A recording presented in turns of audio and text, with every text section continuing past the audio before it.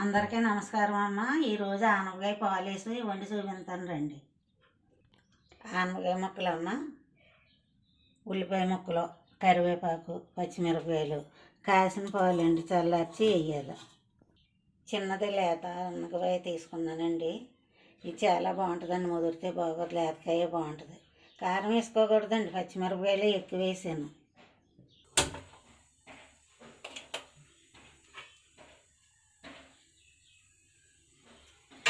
గిన్నె పెట్టానమ్మా.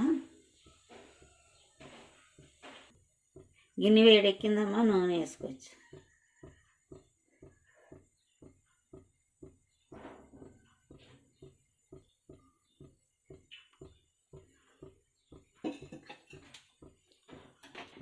పచ్చిమిరపకాయలు వేసుకుందామమ్మా. ముందు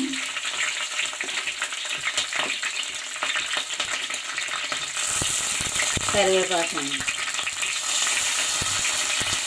ఉల్లిపాయలు కూడా వేసేస్తాను.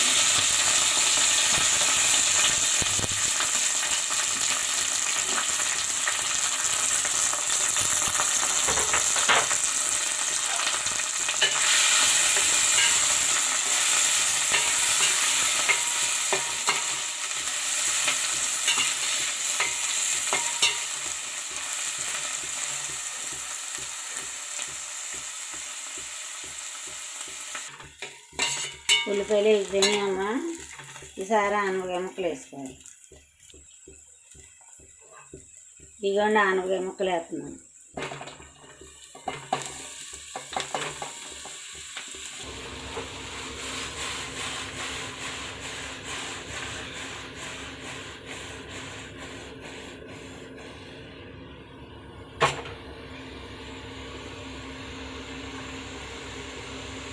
అలా మగ్గాలమ్మా. నీళ్ళు పోయి ఎక్కర్లేదండి, అలా మగ్గాలి. మూత పెట్టాను కదమ్మా. ఆనపకాయ ముక్కలు అన్నీ దగ్గరికి ఇంత ముద్దలాగా అయిపోద్దండి.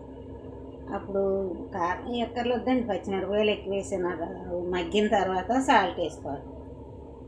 మగ్గిందేమో చూద్దాం రండి అమ్మ.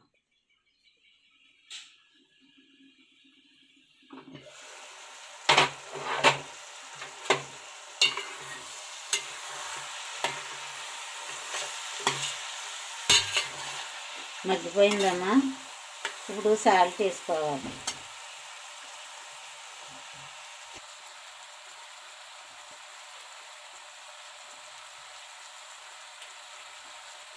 తగినంత సాల్ట్ వేసాను కదమ్మా.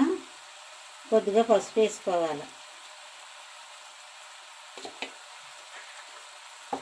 వేసుకున్నాక మళ్ళీ ఇలా కలుపుకోవాలండి.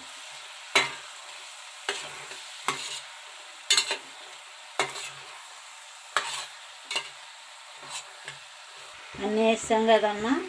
చల్లారిన పాలు వేసుకోవాలండి.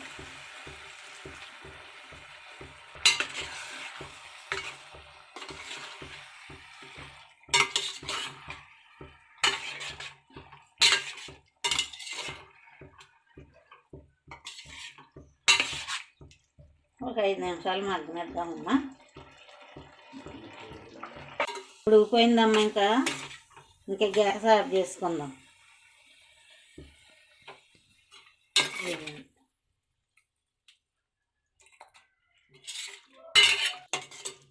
చూడండి అమ్మ, కూర అయితే చాలా బాగుంది.